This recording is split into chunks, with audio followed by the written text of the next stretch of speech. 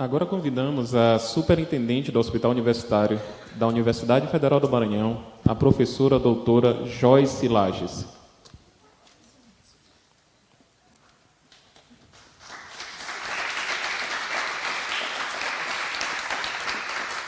Joyce Lages é a professora adjunta do Departamento de Saúde Pública da Universidade Federal do Maranhão, onde ministra a disciplina de Gestão e Gerenciamento da Rede Hospitalar. Atualmente é membro do Corpo Técnico de Certificadores de Hospitais de Ensino para o Ministério da Educação e Saúde. Já viram que eu tenho um problema com o púlpito, né? Boa tarde. Eu queria agradecer a comissão organizadora do evento, em especial a professora Nemília. Bom, gente, final de tarde e eu venho falar de uma sala de aula diferente. Não vou falar de EAD, mas vou falar de uma coisa que, para nós todos, professores e brasileiros, nos é muito cara, hospitais universitários. E aí a gente traz uma experiência em particular, que é do Hospital Universitário da Universidade Federal do Maranhão. No Brasil, vinculado ao Ministério da Educação, são 41 hospitais universitários. Em 2009, foi feita uma análise desses hospitais universitários e foi dito para nós que nós estávamos prejudicando a formação de nossos alunos, porque a nossa estrutura era incipiente para o nosso objetivo, a nossa estrutura, do ponto de vista de tecnologia, estava defasada. Então, tínhamos um dever a cumprir. Era um dever só nosso de professores, não. Era um dever institucional. E, nesse ponto, a gente teve um apoio muito interessante de uma mudança que houve no Brasil, mas também acampado por quem é o dirigente desses hospitais, que são as universidades e o Ministério da Educação. Eu trago a experiência do nosso hospital, como já disse, um hospital de ensino, do qual o nosso aluno é o residente. Nós temos um segundo aluno, que é o aluno de graduação. A obrigação nossa é promover o melhor campo de prática para o aluno da graduação e formar muito bem esse residente.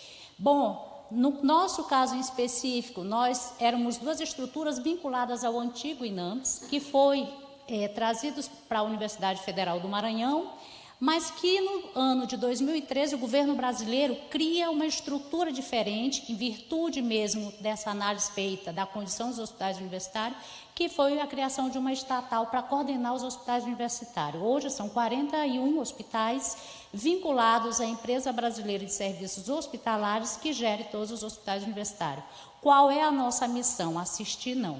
Nossa missão é formar. Mas no Brasil como um todo, essa missão ela é pouco entendida. Sempre nos perguntam quantas cirurgias nós podemos fazer a mais, qual é a técnica nova que nós vamos fazer.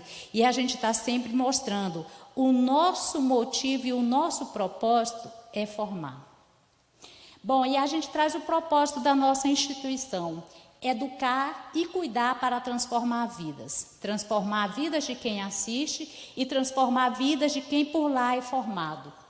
Nós temos pontos que para nós são primordiais na nossa instituição, em decorrência de que o Maranhão ele tem 217 municípios, dos quais o único hospital de maior porte é o Hospital Universitário do Maranhão. Em alguns lugares do Brasil, nós temos mais de 2 hospitais universitários, como é o exemplo de Minas Gerais. No Maranhão, 1, Piauí, outro, Ceará já tem 2, então não existe uma relação entre o número de universidades federais e o número de hospitais.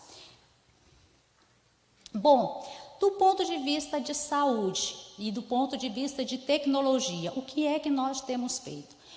Do ponto de vista geral, nós estamos aqui, entre a indústria 3, querendo passar para a indústria 4.0.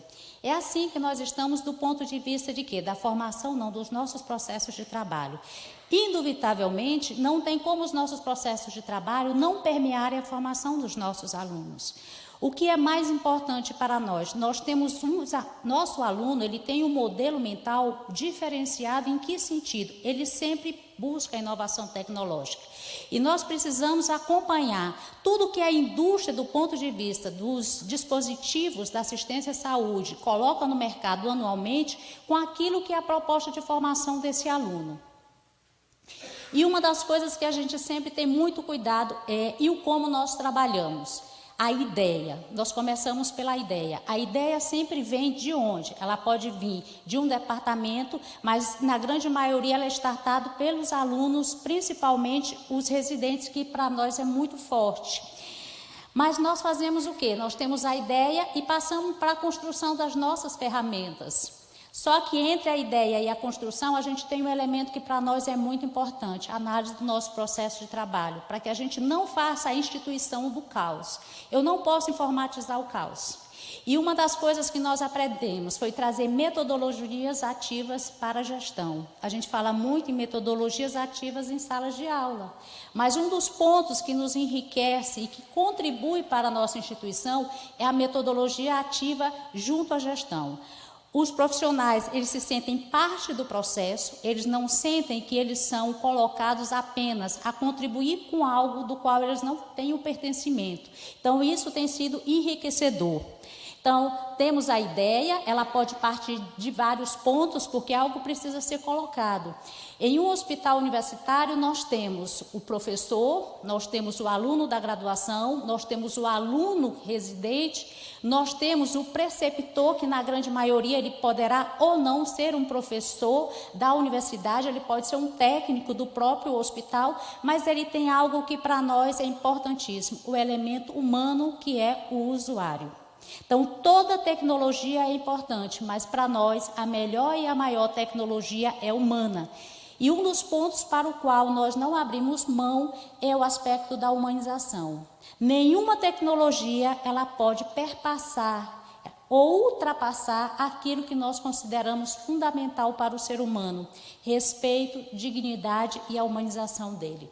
Então, a ideia ela é proposta, temos na nossa instituição um escritório de processo. Esse escritório de processo nós fazemos e utilizamos também metodologias ativas para saber se essa ideia, essa proposição, ela pode ser levada adiante. Construímos a ferramenta, todas as construções elas são feitas na própria instituição e o produto ele é colocado em produção na própria organização do hospital. E qual tem sido para nós a grande alegria?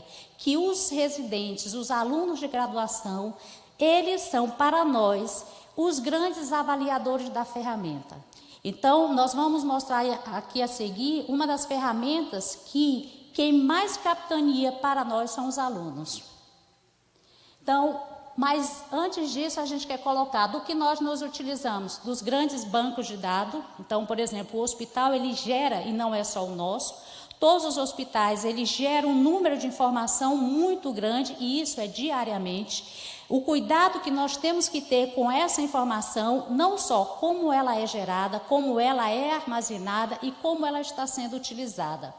A inteligência artificial, a nossa fábrica que é na própria instituição, e a gente busca o quê? Aumentar a produtividade. Aí você vai perguntar, mas buscar aumentar a produtividade tem uma razão de ser. Se você perceber, e eu coloquei que o nosso hospital é o maior hospital do estado do Maranhão, nós temos filas de esperas gigantescas. Então, a exemplo da última análise que nós fizemos, a fila de atendimento para ortopedia tinha 1.500 pessoas esperando para fazer uma cirurgia de ortopedia. Então, isso vindo pessoas dos mais diversos pontos do estado. Então, ter um procedimento suspenso ou o paciente não chegar no dia certo, na data oportuna, isso causa um dano muito grande, principalmente porque tem mais alguém lá fora para ser atendido. Redução de custo, e redução de custo não é porque a gente queira economizar, é porque a gente tem que usar a melhor tecnologia naquele que mais precisa. Isso é um dos pontos que a gente precisa sempre ponderar. E segurança do paciente. Um dos pontos que não se abre mão, até porque é uma política nacional, isso é posto. E aí a gente mostra aqui para vocês o que é que nós temos. Então, nós temos um hospital que ele tem 573 leitos, internamos por mês uma média de 1.500 pacientes, 38.000 consultas das mais diversas especialidades, sendo que a nossa grande expertise é na área de alta complexidade. Um dos pontos, a assistência e o processo formador, eles caminham junto. Aonde se tem um serviço, é necessário que se tenha um processo de credenciamento de uma residência ou um aluno de graduação ali posto. O nosso ecossistema, aqui nós apresentamos todas as ferramentas que nós utilizamos do ponto de vista da assistência. O AGHU, que é o aplicativo de gestão de hospitais universitários, ele não é nosso. Essa é uma ferramenta que é utilizada em todos os hospitais universitários brasileiros. E, dessa forma, nós conseguimos homogeneizar não só o processo de informação, mas também alguns processos de trabalho que nós temos, principalmente do ponto de vista de formação dos nossos alunos. Quando nós falamos nos nossos ecossistemas, algo que para nós é muito importante, a jornada digital do nosso paciente.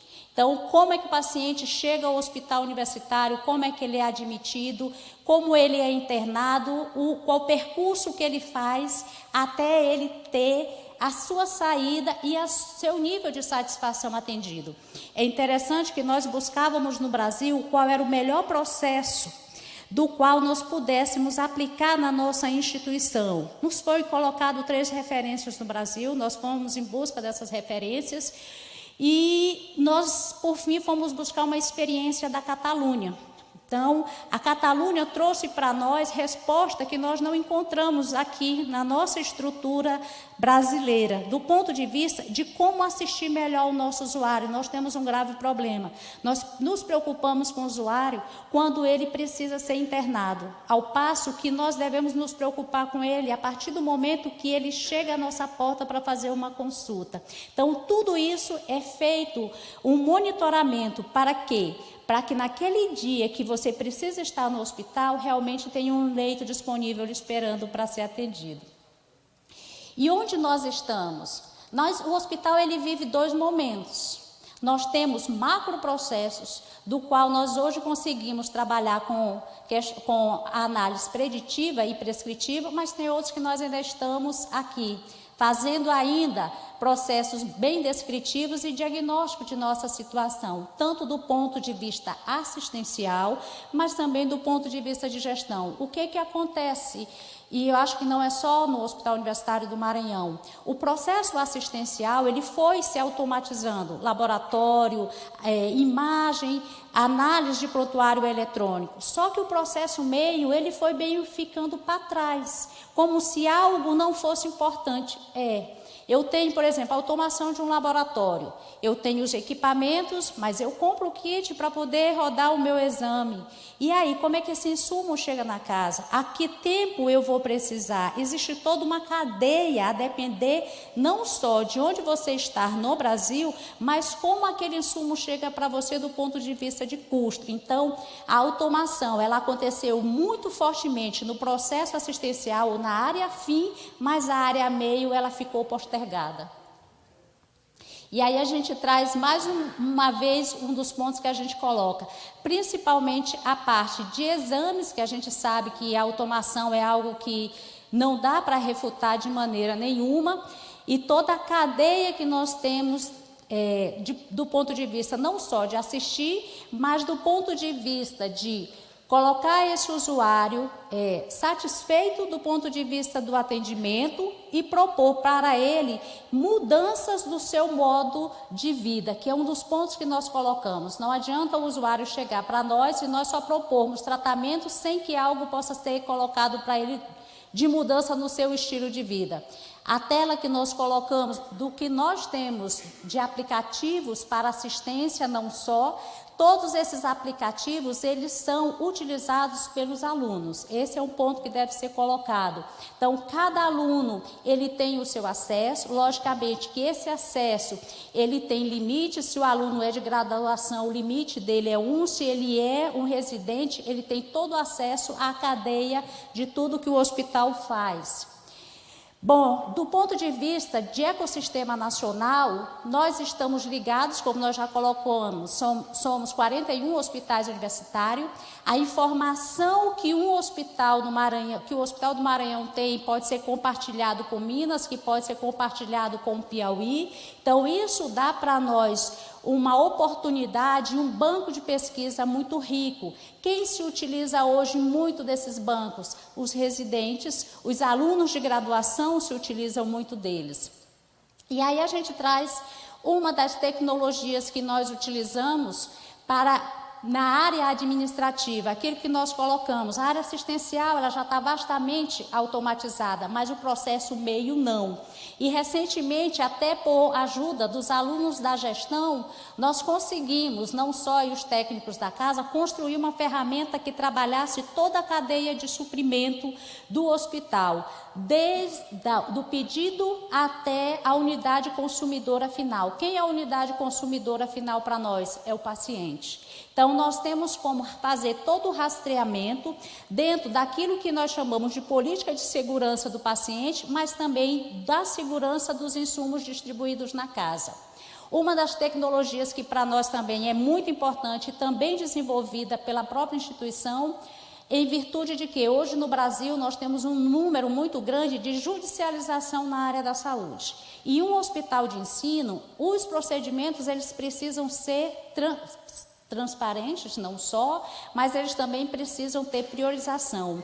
O aluno, ele tem que ter prioridade, e um dos pontos que para nós gera muita dificuldade é em relação, às vezes, o gestor que contrata o hospital universitário entender o nível de priorização do atendimento que esse hospital precisa dar. Então, aqui é uma ferramenta feita pela própria casa, do qual nós controlamos todos os pedidos que chegam ao hospital. Quem ajuda nesse aspecto é o aluno residente. Então, ele acompanha junto ao núcleo de regulação interna o que é pedido, se aquilo está de acordo com o perfil assistencial da instituição. Por quê? Nós precisamos dar o melhor leito para aquele paciente que tem o perfil da instituição. Aqui só para colocar, por exemplo, quando nós fizemos essa lâmina do sistema, nós estávamos com 6.189 usuários esperando para ser atendido no hospital.